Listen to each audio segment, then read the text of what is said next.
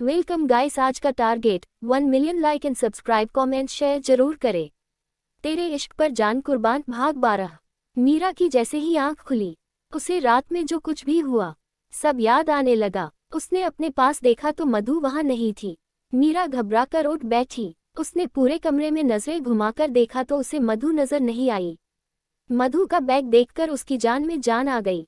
उसने गहरी सांस ली और बोली, शुक्र है भगवान। मीरा ने इतना कहा ही था कि मधु नहाकर वॉशरूम से बाहर आई। उसे देखकर मीरा मुस्कुराने लगी। मधु बिना उसकी ओर देखे टॉवल से अपने बाल झाड़ने लगी। मीरा जल्दी से बेड से उठी और मधु को साइड से हक करके बोली, तू तो रेडी भी हो गई। मैं बस 10 मिनट में रेडी होती हूँ, फिर हम दोनों बढ़िया सा नाश्ता करते हैं और फिर शिमला घूमेंगे। मधु ने कोई जवाब नहीं दिया तो मीरा ने उसके गाल पर किस किया और फिर कबर्ड से अपने कपड़े निकालकर वॉशरूम में चली गई। उसके जाते ही मधु ने रूम के इंटरकॉम से रिसेप्शन पर कॉल किया। हेलो, दूसरी ओर से रिसेप्शनिस्ट ने कहा। मधु ने बेड पर बैठते हुए पूछा, मैंने आपको इंदौर के लिए एक टिकट अरेंज करने के लिए कहा था। रिसेप्शनिस्ट ने जवाब दिया, आई एम सॉरी मैम, आज तो इंदौर के लिए कोई ट्रेन नहीं है। अगर आप कहें तो बस टिकट बुक कर देती हूँ। बस का नाम सुनते ही मधु ने उदास होकर कहा, नहीं, मैं बस में ज़्यादा देर ट्रैवल नहीं कर पाऊंगी। इंदौर के लिए जो भी पहली ट्रेन हो, आप मेरे लिए उसका टिकट अरेंज कर दीजिए। जी मैम। रिसेप्शनिस्ट के इतना कहते ही मधु ने परेशान होकर कॉल डिस्कनेक्ट कर दिया और खिड़की के पास आकर खड़ी हो गई। कुछ देर बाद उसके रूम के फ़ोन की बेल बजी तो मधु ने तुरंत फ़ोन रिसीव किया और बोली, हेलो। दूसरी ओर से रिसेप्शनिस्ट ने कहा, मैम, इंदौर तो नहीं पर भोपाल के लिए ट्रेन है आज। अगर आप कहें तो मैं आपके लिए टिकट बुक कर देती हूँ, पर हो सकता है कि आपकी सीट कंफर्म न हो, वेटिंग में हो। मधु ने तुरंत कहा, कोई बात नहीं, मैं एडजस्ट कर लूंगी। भोपाल से तो मुझे इंदौर के लिए बहुत सी ट्रेन मिल जाएगी। आप मेरा। तभी मीरा ने मधु के हाथ से फ़ोन छीनकर रिसेप्शनिस्ट से कहा, मधु कहीं नहीं जा रही है, इसलिए आपको टिकट बुक करने की कोई ज़रूरत नहीं है। इतना कहकर मीरा ने फ़ोन रख दिया। मधु ने गुस्से में कहा, ये क्या किया तूने? मुझे यहाँ नहीं रहना है मीरा, मुझे आज ही यहाँ से इंदौर के लिए निकलना है। इतना कहकर मधु फिर से फ़ोन उठाने लगी तो मीरा ने गुस्से में उसका हाथ पकड़कर कहा, कहीं नहीं जा रही है। मधु ने गुस्से में अपना हाथ छुड़ाकर कहा, प्लीज़ मीरा, मैं यहाँ नहीं रह पाऊंगी। झूठ का बोझ उठाकर मैं यहाँ एंजॉय नहीं कर पाऊंगी, इसलिए प्लीज़ मुझे जाने दे। ठीक है, अगर तुझे जाना ही है तो चली जा, पर तू अकेली नहीं जाएगी। मैं तुझे यहाँ लेकर आई थी तो मैं ही तुझे तेरे घर छोड़ूंगी। मुझे भी यहाँ नहीं रहना है। इतना सुनकर मधु मीरा की ओर पीट करके खड़ी हो गई।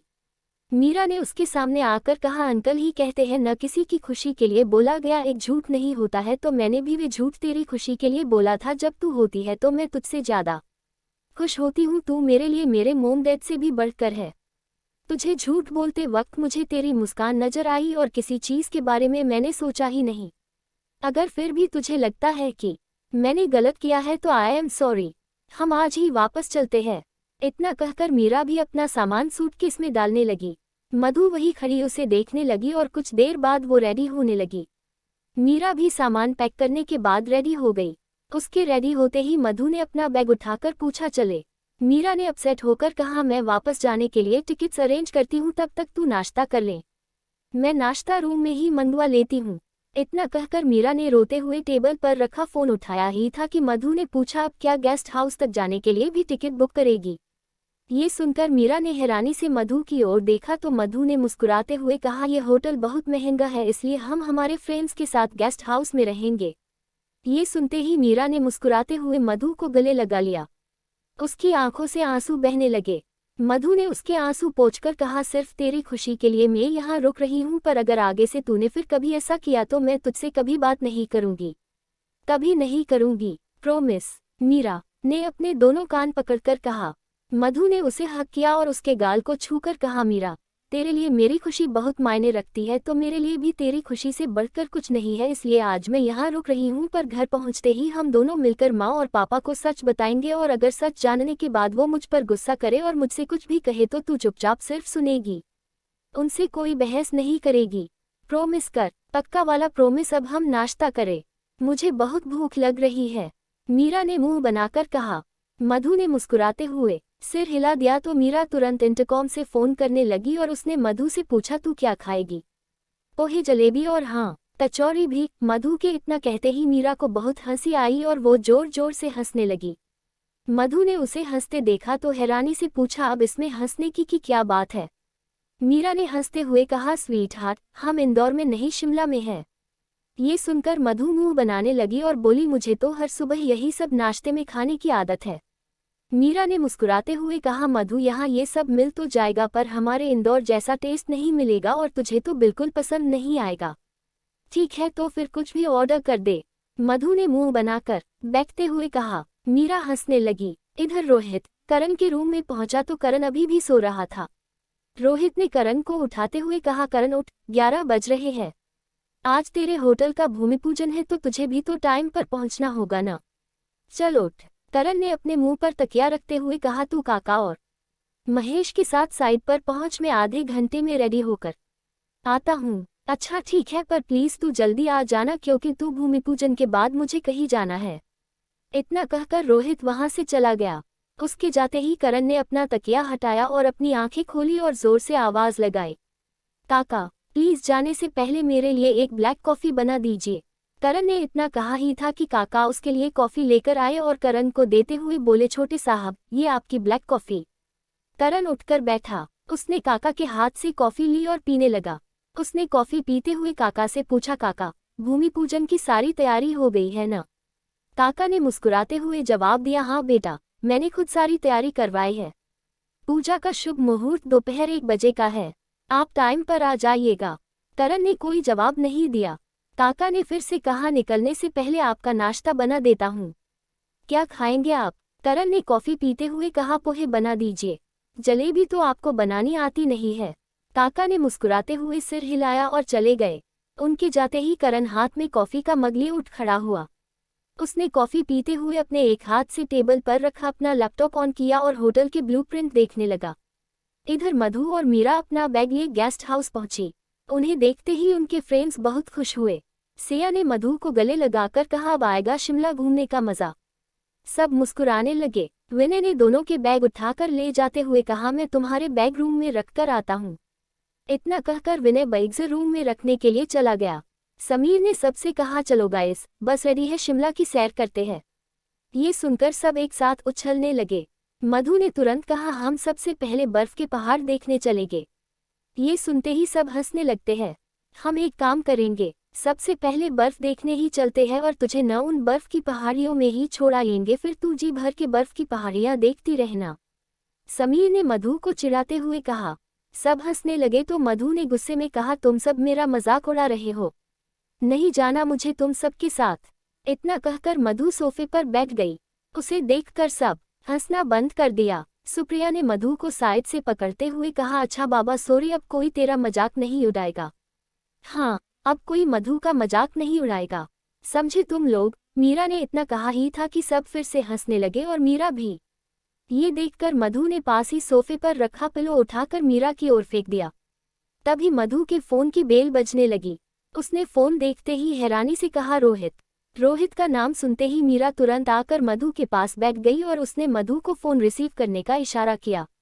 मधु ने उसे घूरते हुए फोन रिसीव करते हुए कहा, हेलो। रोहित ने मुस्कुराते हुए अपनी गाड़ी से बाहर आकर कहा, चार, तुम तो शिमला पहुंचकर अपने इस नए दोस्त को भूल ही गई हो।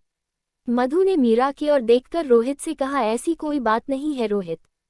तो फिर बताओ कि तुम इस वक्त शिमला के कौन से खूबसूरत स्पॉट पर हो, रोहित ने टहलते हुए कहा। ये सुनते ही मधु ने मीरा की ओर देखा तो मीरा ने विनय से पूछा, पहले कहाँ जा रहे हैं? पहले मॉल रोड, फिर रिज और फिर जाखू मंदिर। विनय ने इतना कहा ही था कि मधु ने तुरंत फोन पर रोहित से कहा, मॉल रोड। हम पहले मॉल रोड जा रहे हैं। रोहित ये सुनकर मुस्कुराने लगा और उसने फोन कट कर दिया। जब रोहित की साइड से कोई रिस्पॉन्स नहीं आया तो मधु ने आहिस्ता से कहा, रोहित। इतना कहकर मधु ने अपना फोन देखा तो फोन कट चुका था।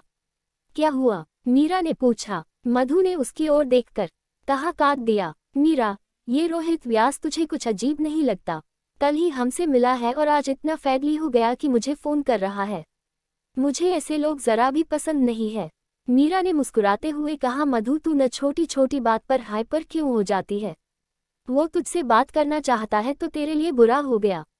ऐसे तो तुझे कभी कोई लड़का नहीं मिलेगा। बेचारा सिर्फ तुझसे दोस्ती ही तो करना चाहता है। सुप्रिया ने कहा, अब उठो यार, रास्ते में झगड़ लेना, चलकर ये खाने पीने का सामान बस में रखो। इतना सुनते ही सब सामान उठाने लगे। इधर जिस जमीन पर होटल बनने जा रहा था, वहां पंडित जी बैठे पूजा की तैयारी कर रहे थे और काका उनके पास बैठे ये देख रहे थे कि पंडित जी को कोई सामान तो नहीं चाहिए। रोहित बार बार करण को फोन कर रहा था पर वो फोन नहीं उठा रहा था। पंडित जी ने काका से पूछा, पूजा कौन करने वाला है, उन्हें जल्दी बुलाइए। काका ने तुरंत कहा, पंडित जी, छोटे साहब बस आते ही होंगे, गेस्ट हाउस से तो निकल ही चुके हैं। काका ने इतना कहा ही था कि महेश की नज़र करण की गाड़ी पर पड़ी और वो तुरंत बोला, वो आ गए। सब करण की गाड़ी की ओर देखने लगे। करण जैसे ही अपनी गाड़ी से बाहर आया, रोहित ने उसके पास जाकर पूछा, कब से तुझे फोन कर रहा हूँ, मेरा फोन क्यों नहीं उठा रहा था? फोन साइलेंट पर था। इतना कहकर करण काका की ओर बढ़ा। उसने अपने ग्लासेस और सूच दोनों उतारे और पूजा में जाकर बैठ गया। रोहित खड़ा उसे देख रहा था। उसने मन ही मन खुद से कहा, करण को समझना मेरे लिए इतना मुश्किल क्यों होता जा रहा है? करण मेरा दोस्त है, बचपन से जानता हूँ मैं उसे, पर फिर भी क्यों मेरा दिल बार बार मुझसे यही बात कहता है कि करण और रिद्धिमा एक दूसरे के लिए नहीं बने हैं। कहीं ये शादी मेरी बहन और मेरे दोस्त दोनों की ही जिंदगी बर्बाद न कर दे। रोहित यही सब सोच रहा था कि करण ने उसे आवाज लगाई, पूजा में बैठने का इरादा है या फिर मैं पूजा शुरू करूं? रोहित बिना कुछ कहे करण की ओर बढ़ा। उसने अपने सूज उतारे और करण के पास आकर बैठ गया। करण ने पूजा शुरू की और पंडित जी मंत्र पढ़ने लगे। रोहित अभी भी परेशान सोच में डूबा करण को देख रहा था, पर करण का ध्यान सिर्फ पूजा पर था। पूजा खत्म होने के बाद पंडित जी ने करण से कहा, बेटा, जमीन के इस हिस्से में हल्दी, कुमकुम और अक्षत से पूजा करो और नारियल फोड़ो, और फिर ये कुदाल उठाकर यहाँ पर थोड़ी सी खुदाई करो और फिर ईंट रखकर अपनी इमारत की नींव रखो। जी पंडित जी। इतना कहकर करण ने पूजा करनी शुरू की और कुदाल से खुदाई करने लगा। खुदाई करने के बाद उसने उस गड्ढे में सीमेंट और रेत का बना हुआ मिश्रण डाला और फिर उस पर एक ईंट रखी। उस ईंट पर माल रखकर वो जैसे ही दूसरी ईंट रखने लगा, पता नहीं कहां से एक फुटबॉल उस ईंट पर आकर लग गई और ईंट गिर गई। ईंट के गिरते ही करण ने गुस्से में सामने देखा तो सामने एक 28-29 साल का लड़का खड़ा था, जिसका रंग गोरा था और चेहरे पर हल्की सी दाढ़ी थी। उसने ब्लू जीन्स और रेड टी शर्ट पर जीन्स की जैकेट पहन रखी थी। रोहित और बाकी सब भी उसे देखने लगे। ये क्या बदतमीजी है ऋषभ? करण ने खड़े होकर गुस्से में पूछा। ऋषभ मुस्कुराते हुए करण की ओर बढ़ा और उसके पास आकर बोला, करण, अगर तुम भूल गए हो तो तुम्हें याद दिला दूं कि वो जो सामने होटल नजर आ रहा है, वो मेरा होटल है, और ये जानते हुए भी तुम ठीक मेरे होटल के सामने अपना होटल खड़ा करने चले आए। दाद देनी पड़ेगी तुम्हारी हिम्मत की। करण ने ऋषभ की फुटबॉल उठाई। उसने गुस्से में फुटबॉल ऋषभ की ओर फेंकी। फुटबॉल इतनी तेजी से ऋषभ की ओर गई कि वो उसे पकड़ नहीं सका और फुटबॉल सीधे उसके चेहरे पर जा लगी। ऋषभ ने गुस्से में उसकी ओर देखा तो करण भी गुस्से में उसकी ओर बढ़ा, पर रोहित ने आकर करण का हाथ पकड़कर कहा, करण, इसके मुंह लगने का कोई फायदा नहीं है, प्लीज। करण गुस्से से ऋषभ को घूरने लगा। ऋषभ मुस्कुराते हुए करण की ओर बढ़ा और उसे देखते हुए करीब से निकल गया। करण और रोहित ने पलटकर उसकी ओर देखा तो ऋषभ ने करण को घूरते हुए उस जगह को अपने जूते से मसल दिया जहां करण ने ईंट रखी थी। राम राम राम, इतना कहकर पंडित जी वहां से दूर हट गए। करण गुस्से में आगे बढ़ा और उसने ऋषभ के मुंह पर बहुत जोर से मुक्का मार दिया। ऋषभ जमीन पर जा गिरा। करण ने गुस्से में उसके करीब जाकर कहा, तुझे पहले भी हजारों बार ये बात समझा चुका हूँ कि मेरे रास्ते में आने की कोशिश मत किया कर, पर तुझे शायद मेरी बात समझ नहीं आती, इसलिए बार बार पीटने के लिए मेरे सामने आकर खड़ा हो जाता है। इतना सुनते ही ऋषभ ने पलटकर करण के पेट पर लात मार दी। करण गिरता इसके पहले रोहित ने उसे पकड़ लिया। करण गुस्से में ऋषभ की ओर बढ़ा और दोनों में लड़ाई होने लगी। दोनों एक दूसरे को मारने लगे। रोहित ने करण को पकड़ते हुए कहा, करण क्या कर रहा है? छोड़ इसे, इसका तो पहले से ही दिमाग खराब है, पर तू होश से काम नहीं ले। करण ने ऋषभ को धकेलकर उससे कहा, ऋषभ, मेरे दिमाग की पहले से ही बैंड बजी हुई है, इसलिए चुपचाप यहाँ से चला जा वरना मैं तुझे चलने लायक नहीं छोड़ूंगा। ऋषभ ने अपनी जैकेट की कॉलर ठीक करते हुए कहा, तेरी धमकियों से डरने वालों में से नहीं ऋषभ खुराना, समझा? तू, तेरे पीछे लगे इस खुराना सरनेम की वजह से ही तू अब तक बचा हुआ है, वरना करण अपने रास्ते में आने वाले पत्थर तक को दूसरा मौका नहीं देता। आगे से अगर मेरे रास्ते में आया तो महाकाल की कसम तेरे हाथ पैर तोड़ दूंगा, करण ने गुस्से में कहा। इतना कहकर करण फिर से उसे मारने के लिए लपका, पर रोहित ने उसे पकड़ते हुए कहा, जाने दे करण, भाई है तेरा, छोड़ दे। भाई है इसलिए ही तो अब तक जिंदा है, वरना अब तक तो मेरे हाथों 100 बार मर चुका होता। करण ने गुस्से में खुद को रोहित से छुड़ाते हुए कहा। ये सुनकर ऋषभ ने गुस्से में अपने मुंह से बह रहे खून को अपनी आस्तीन से साफ करते हुए कहा, तू भी सिर्फ इसलिए ही जिंदा है क्योंकि तू बलदेव चाचा जी जा बेटा है, वरना आज यहाँ तेरी लाश पड़ी हुई होती। तेरी जान नहीं ले सकता, पर मेरे होटल के सामने में तुझे तेरा होटल तो किसी भी कीमत पर खड़ा नहीं करने दूंगा। ऋषभ के पास आया और उसकी कॉलर ठीक करते करण हुए बोला, पहले जाकर अपने पार्टनर से ये पता तो कर ले कि ये होटल अब तेरा है भी या नहीं। ऋषभ उसे हैरानी से देखने लगा तो करण ने फिर से कहा, लगता है तेरे उस पार्टनर ने तुझे कुछ बताया नहीं। तू इस होटल में सिर्फ 30% का पार्टनर था और तेरा वो पार्टनर 70% का। उसने अपना पूरा हिस्सा कल रात ही मुझे बेच दिया है। अब इस होटल का मालिक मैं हूँ। तू तो मुझे बचपन से जानता है। अपने दुश्मनों पर मैं अपने दोस्तों से भी ज्यादा नजर रखता हूँ। मुझे ये पहले से पता था कि तू मुझे रोकने के लिए इंदौर से यहाँ जरूर आएगा, इसलिए पूरी तैयारी के साथ यहाँ आया हूँ। रोहित और बाकी लोग चुपचाप खड़े उनकी बातें सुन रहे थे। बकवास, बिल्कुल बकवास। मेरा पार्टनर तुझे ये होटल कभी नहीं बेचेगा, ऋषभ ने गुस्से में कहा। ये सुनकर करण ने तीखी सी मुस्कुराहट के साथ कहा, होटल तो उसने मुझे बेच दिया, अब उसने ऐसा क्यों किया वो तू जाकर उससे पूछ। तब तक मैं भूमि पूजन कर लेता हूँ, और अगर शराफत से तू यहाँ से नहीं गया तो पुलिस का इंतजाम भी मैंने पहले से ही किया हुआ है। याद है न, पिछली बार मेरी बात न मानने पर सीधे 3 महीने के लिए अंदर गया था। करण की बातें सुनकर ऋषभ उसे घूरते हुए गुस्से में वहां से चल गया। करण ने पलटकर उसे जाते देखा। उसके जाते ही करण ने पंडित जी से कहा, आइए पंडित जी, एक बार फिर से मंत्र पढ़िए। पंडित जी ने मंत्र पढ़ना शुरू कर दिए। ऋषभ ने गाड़ी ड्राइव करते हुए गुस्से में अपने पार्टनर को फोन किया। दूसरी ओर से उसके पार्टनर ने फोन रिसीव करके कहा, बोल ऋषभ, करण ने मुझसे कहा है तूने अपना हिस्सा 70% का हिस्सा उसे बेच दिया है। ऋषभ ने गुस्से में गाड़ी ड्राइव करते हुए कहा। ऋषभ के पार्टनर हिमेश ने उससे कहा, हाँ, मैंने ही उसे अपना हिस्सा दिया है। उसने कीमत ही इतनी लगाई थी कि मैं न नहीं कह सका, और वैसे भी करण खुराना को यहाँ होटल बनाने से कोई नहीं रोक पाएगा, और एक बार उसका होटल खड़ा हो गया तो वो मुझे टिकने नहीं देगा। इसलिए जब उसने मुझे खुद फोन करके इतना अच्छा ऑफर दिया तो न कहने का कोई मतलब ही नहीं बनता था। वैसे तुम्हारे भाई के काम करने की स्टाइल पर तो मैं फिदा हो गया हूँ। इधर मैंने पेपर साइन किए और उधर उसने मेरे अकाउंट में रुपए ट्रांसफर भी कर दिए। तुम्हारे लिए भी बेस्ट यही होगा कि तुम भी अपना हिस्सा खुद उसे दे दो, वरना हम दोनों ये बात जानते हैं कि वो तुम्हारा हिस्सा लेकर ही दम लेगा और उसके लिए वो कुछ भी करेगा। जानते हो ना। हिमेश के इतना कहते ही ऋषभ ने गुस्से में कॉल डिस्कनेक्ट कर दिया और गाड़ी की स्पीड और बढ़ा दी। उसने मन ही मन खुद से कहा, मुझे तो लगा था कि तेरी सबसे बड़ी कमजोरी पर वार करके मैंने तुझे तोड़ दिया है, पर नहीं, तूने तो खुद को बड़ी आसानी से संभाल लिया और पहले से ज्यादा मजबूती से तू मेरे सामने आकर खड़ा हो गया है। पर मेरा नाम भी ऋषभ खुराना है। जब तक मैं तुझे पूरी तरह टूटा हुआ नहीं देख लेता, चैन से नहीं बैठूंगा। पिछली बार तू नहीं टूटा, पर इस बार जरूर टूटेगा। इस बार तुझे संभलने का मौका तक नहीं दूंगा। ऐसा बर्बाद करूंगा तुझे कि इस जन्म में तो तू कभी संभल नहीं पाएगा, कभी नहीं। इतना कहकर ऋषभ ने अपनी गाड़ी की स्पीड और बढ़ा दी। भूमि पूजन के बाद करण अपनी गाड़ी की ओर बढ़ा तो रोहित ने उसे रोकते हुए पूछा, करण, तुझे क्या जरूरत है इसी जगह अपना होटल बनाने की? इतने बड़े शहर में तुझे और कोई जगह नहीं मिली। उस कमीने के सामने ही खड़ा होना जरूरी था क्या? हाँ, बहुत जरूरी था, करण ने गुस्से में पलटकर कहा। रोहित ने करण के कंधे पर हाथ रखकर कहा, करण, तू जानता है न कि ऋषभ तुझे हराने के लिए किसी भी हद तक जा सकता है। पागल है वो, फिर भी तूने उसके होटल में 70% की हिस्सेदारी ले ली। करण ने गुस्से में कहा, उसके पागलपन से डरकर मैं घर में नहीं बैठ सकता। वो जब जब मेरे रास्ते में आएगा तब तब मुझे अपने सामने में खड़ा पाएगा। और सही कहा तूने, मैंने जानबूझकर ये जमीन खरीदी और मैं होटल तो इसी जमीन पर बनाऊंगा। अगर ऋषभ में दम है तो मुझे रोककर दिखाए।